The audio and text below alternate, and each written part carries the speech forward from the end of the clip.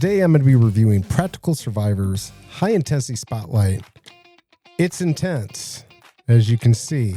It's really bright. Also has a side light. Look at this.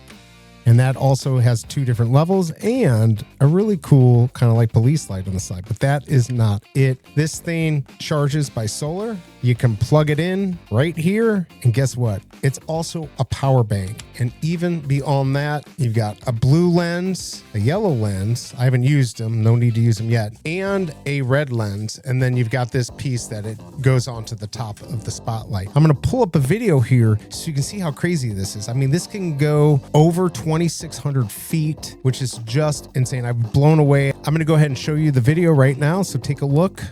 All right, here we go. We're going to test out the light. This is what it looks like. And here's with the light. That is just crazy. You can see over there. Very bright. Straight across. That's just nuts. A little bit lighter. Flashing, and then on the side, it has a light. Right there.